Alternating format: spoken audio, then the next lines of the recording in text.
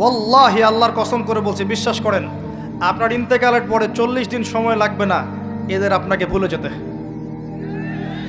ওয়াল্লাহি আল্লাহর কসম করে বলছি, এই মানুষগুলোর কেউই আপনার প্রকৃত অর্থে আপন নন।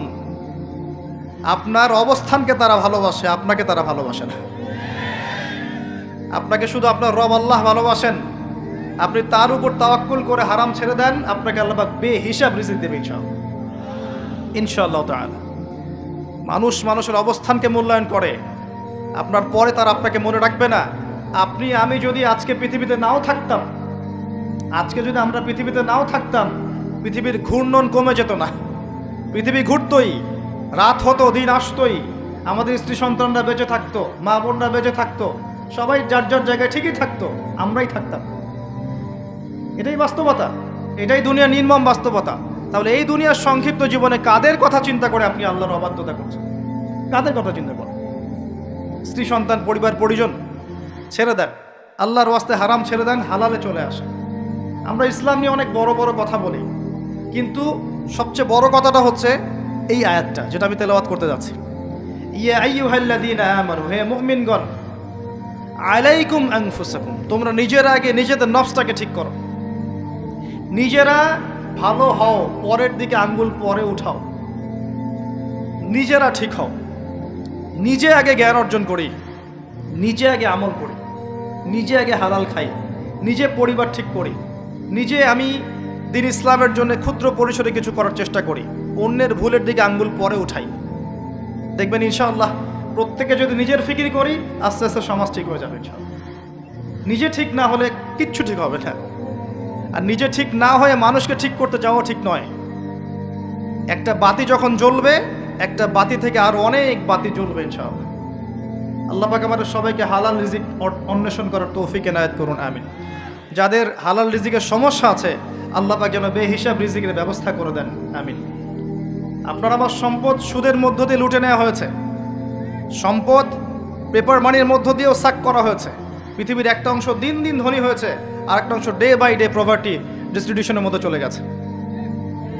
এগুলো বুঝতে আরো সময় লাগবে, আরো দিন যেতে দেন, 5 বছর 10 বছর যাক, আপনারা নিজেরাই বুঝতে পারবেন ইনশাআল্লাহ। বিষয়টা হচ্ছে যে এগুলো ভবিষ্যৎবাণী নয়, এগুলো বর্তমান। যখন মানুষ বাহ্যিক এবং অভ্যন্তরীণ জ্ঞান রাখবে না, তার কাছে বর্তমানের ঘটনাকে ভবিষ্যৎ মনে হবে।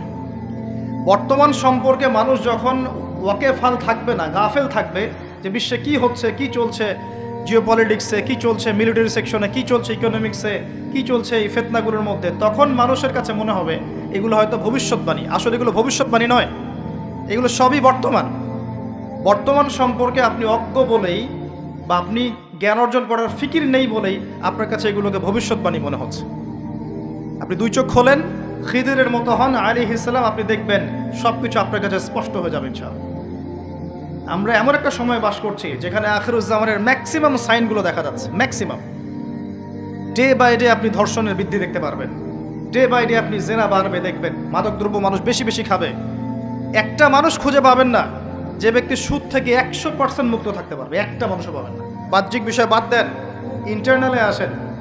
মনে করেন আমি একটা বাসায় ভাড়া থাকি, বাসার মালিক লোন নিয়ে বাড়ি করেছে, আমার মতো আরো 10টা ভাড়াটিয়া আছে, সবার টাকা নিয়ে সে লোন শোধ করছে। পরোক্ষভাবে আমিও সুদ খাচ্ছি, এখানে আমিও সুদের সাথে সম্পৃক্ত আছি। এটা সেই জামানা, যে জামানা সম্পর্কে নবী সাল্লাল্লাহু আলাইহি ওয়াসাল্লাম বলেছিলেন যে ব্যক্তি সুদ থেকে দূরে থাকতে চাইবে, আখিরুজ্জামানে তার গায়েও সুদের ছিটাফোঁটা গিয়ে লাগবে, কেউ মুক্ত থাকতে পারবে। টপ টু বটম দেখবেন সুদি কারবারের সয়লা। আর কেন রাগ হচ্ছেন আমার সাথে? আল্লাহ রাব্বুল আলামিন পবিত্র কোরআনে বলেছেন, ইয়া আইয়ুহাল্লাযীনা আমানু, আমি আপনাকে আল্লাহর কালামটুকু শোনাতে এসেছি। জোর করে কাউকে কিছু মানানো যায়? এটা ইসলাম শেখায়? ইসলাম তরবারির জোরে কোনো কিছুকে মানতে শেখায়?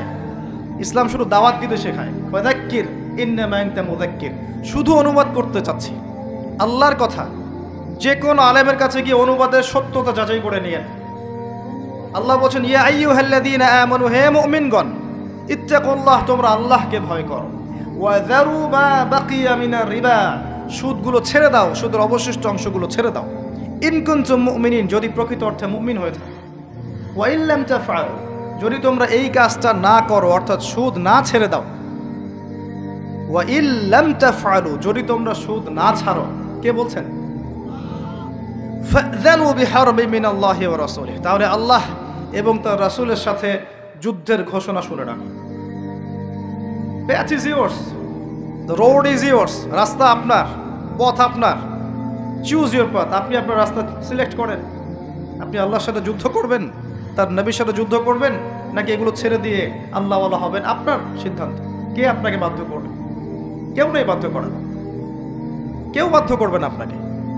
এটা আপনি ফিকির করবেন সারা জীবন যে হারাম রিজিকটা আপনি খাচ্ছেন, এইটা দিয়ে কি আপনার হজটা কবুল হবে কিনা, এটা দিয়ে আপনার উমরাটা কবুল হবে কিনা, এই টাকায় যখন সন্তান সন্ততি বড় হবে এরাও আল্লাহওয়ালা হবে কিনা, আপনি ফিকির করেন।